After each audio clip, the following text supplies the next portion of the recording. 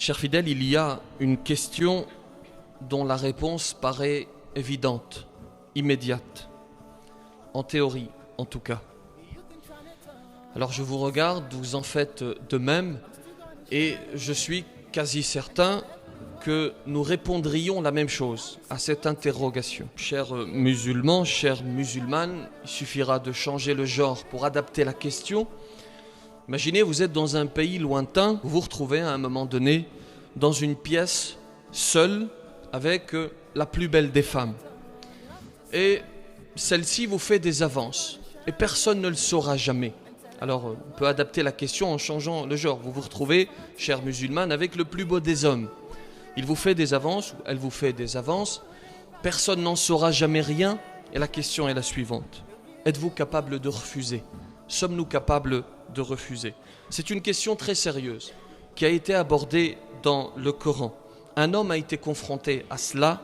Je vous propose de vous raconter son histoire et de sortir de ce prêche avec des leçons que tout musulman se doit de connaître et par ailleurs des leçons universelles.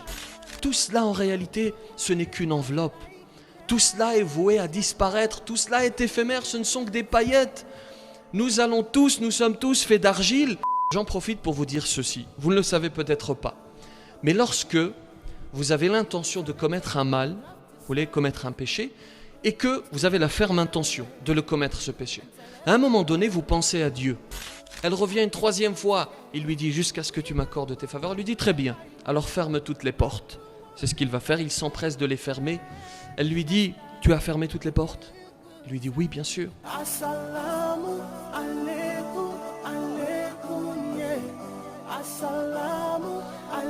Dieu dit dans le Coran Alif Lam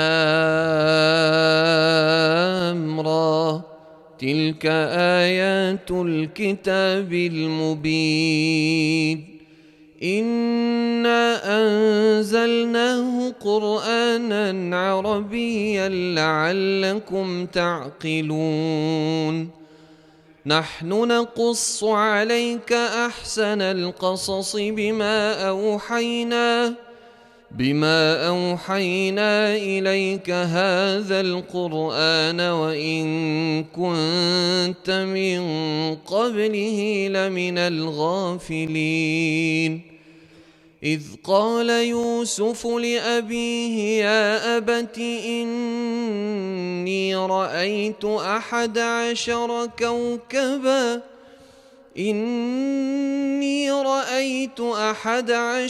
كوكبا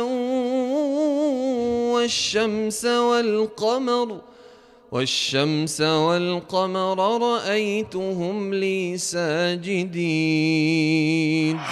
وراودته التي هو في بيتها عن نفسه وغلقت الأبواب وقالت هيت لك قال معاذ الله إنه ربي أحسن مثواي إنه لا يفلح الظالمون. Vous l'avez compris, il s'agit de la vie de notre prophète Youssouf, alayhi salam.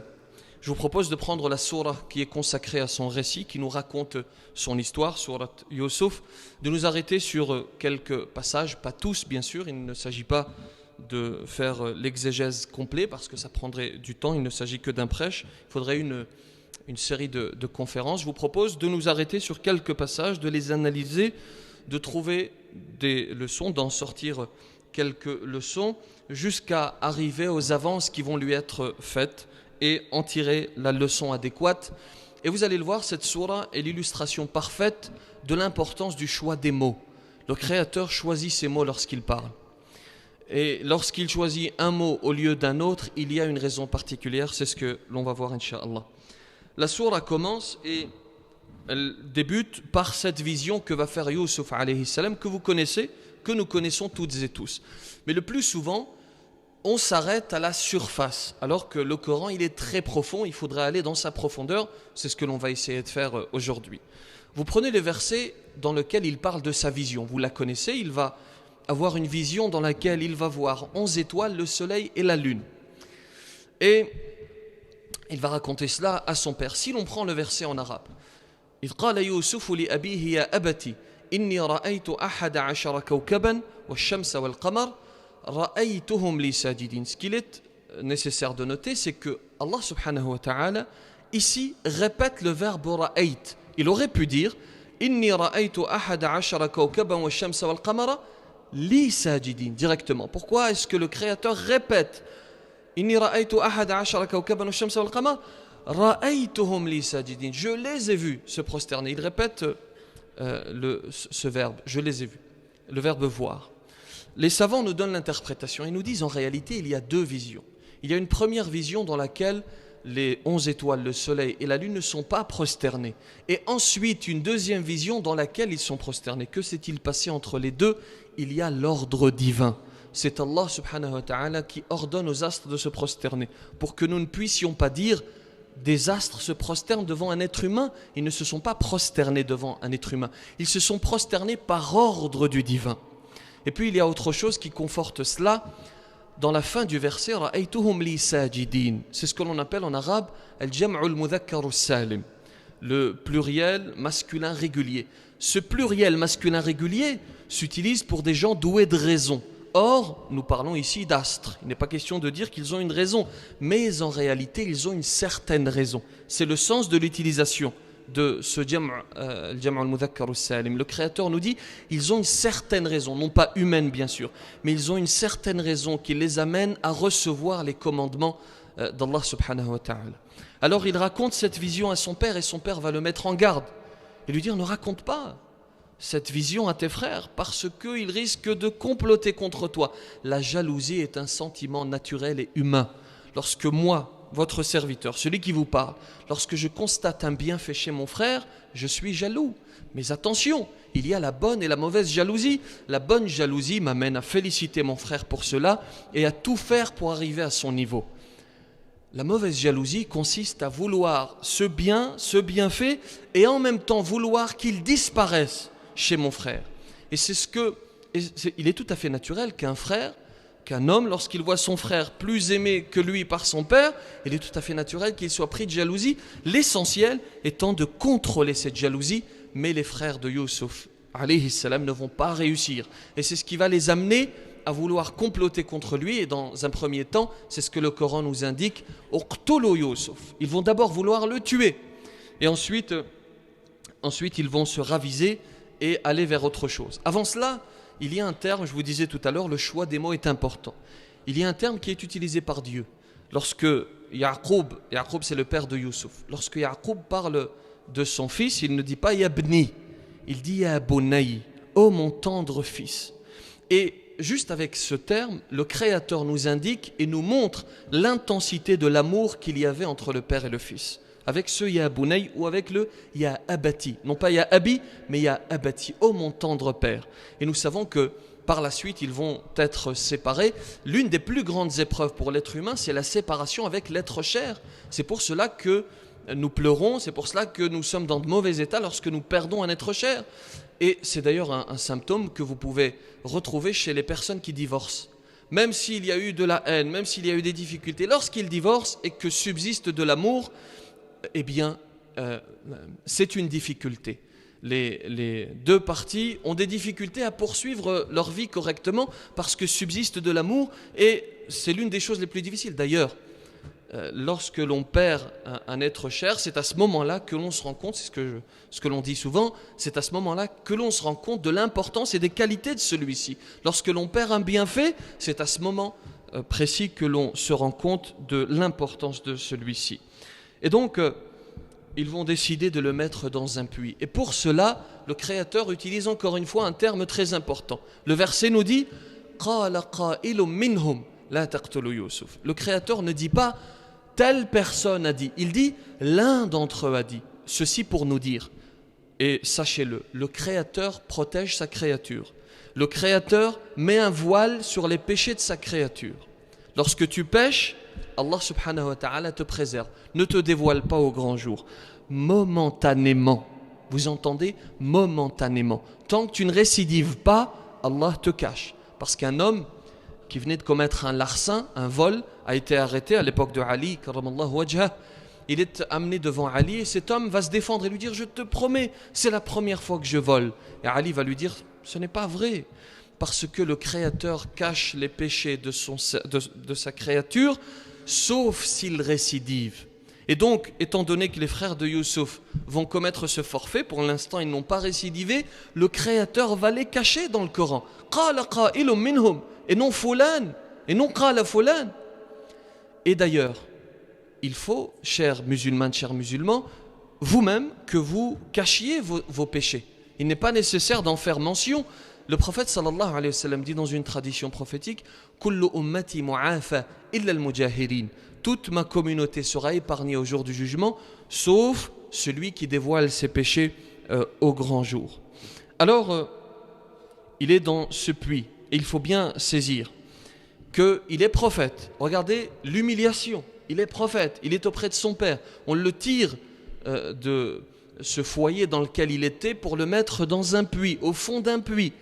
Et c'est également un message pour nous dire, chers musulmanes, chers musulmans, lorsque nous souhaitons transmettre le message, il est tout à fait naturel de passer par des difficultés. Le chemin de la da'wah, parce que nous sommes tous ici des gens qui transmettons le message. Ce ne sont pas uniquement les imams qui ont cette mission. Tout musulman se doit de transmettre le message. Et pour le transmettre, il va falloir passer par des chemins difficiles. Le chemin n'est pas pavé de roses. Et c'est l'histoire des prophètes qui nous amène à cela, et notamment cette humiliation, entre guillemets, que va subir Youssouf alayhi salam au fond du puits.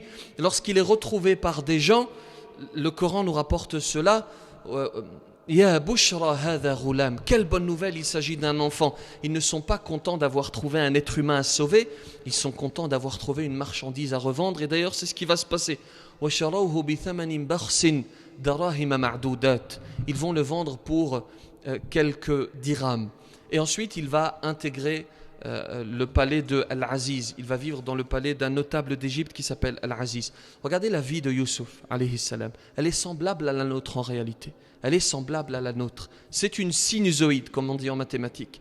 Une sinusoïde, c'est-à-dire que à un moment donné, il est dans de bonnes dispositions, il est avec son père, ensuite il descend, il est dans le puits, ensuite il remonte. Alors bien sûr, il y a toujours cette difficulté liée à la séparation avec son père, mais il est relativement dans de bonnes conditions lorsqu'il est dans le palais. Ensuite il retombe, il est en prison, et puis il ressort, il va devenir ministre. C'est ainsi que nos vies sont faites. Elles sont faites de facilité et de difficulté. L'essentiel est de se rappeler que, au final, inna ma'al usri yusra. Avec la difficulté, il y a la facilité. Alors, il va prendre de l'âge et il va devenir très beau. Il est tellement beau, et c'est rapporté dans le Coran, il est tellement beau que, on va le dire par la suite, Zulaykha va lui faire des avances, il va les refuser, et les femmes vont commencer à parler. Elles vont dire, la femme de l'Aziz, elle a essayé de tenter l'un de ses serviteurs et en plus il a refusé, mais quelle honte! Et pour faire taire toutes ces rumeurs et pour qu'elles puissent comprendre ces femmes pourquoi est-ce qu'elle a essayé de le tenter, elle va les inviter, leur donner des aliments à couper. Elle va demander à Youssouf alayhi salam de passer devant elle. Écoutez bien, et tellement il est beau, elles vont se couper les mains. Et le verset est rapporté dans le Coran. Il est tellement beau, elles sont tellement subjuguées par cette beauté. Le prophète sallallahu alayhi wa sallam dit d'ailleurs à ce propos, il dit, la moitié de la beauté a été donnée à Youssouf alayhi salam. Il est tellement beau qu'elles vont se couper les mains. Et il faut s'attarder sur ce point. La beauté est en réalité une épreuve. Ne vous trompez pas. La beauté, tout ce qui est beauté, argent, ce n'est pas forcément positif. Vous avez des gens qui sont très riches et qui utilisent cet argent à mauvais escient. Et cet argent témoignera contre eux le jour du jugement. C'est la même chose avec la beauté. La beauté peut t'amener à l'orgueil. L'orgueil sera contre toi le jour du jugement. La beauté peut t'amener à tomber plus facilement dans la fornication. Tout cela en réalité, ce n'est qu'une enveloppe. Tout cela est voué à disparaître. Tout cela est éphémère, ce ne sont que des paillettes. Nous sommes tous faits d'argile et nous allons tous dans la même direction. Nous nous retrouverons à un moment donné dans notre tombe. Ne vous faites pas avoir par les illusions, par les apparences. Et donc Yusuf alayhi salam, il a cela, il a cette beauté, mais il l'utilise à bon escient. Et c'est ce qui est rapporté dans le Coran. Lorsqu'elle va essayer de le tenter, je vais vous citer le verset, je l'ai dit en arabe tout à l'heure. Elle ferme les portes et dit, viens, je suis prête pour toi. Et il va dire qu'Allah me protège. C'est mon maître qui m'a accordé un bon asile. Vraiment, les injustes ne réussissent pas. Et elle le désira, et il l'aurait désiré, n'eût été ce qu'il vit comme preuve évidente de son Seigneur. J'en profite pour vous dire ceci. Vous ne le savez peut-être pas.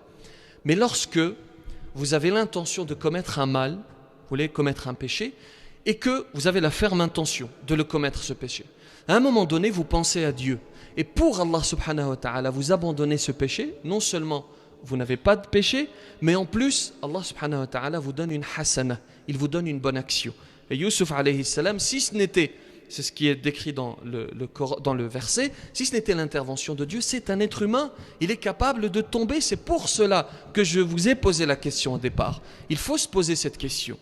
Est-ce que nous sommes capables de dire non? Alors nous allons répondre la même chose, assis confortablement dans cette mosquée, bien sûr. Qui oserait dire pardon, je vais tomber?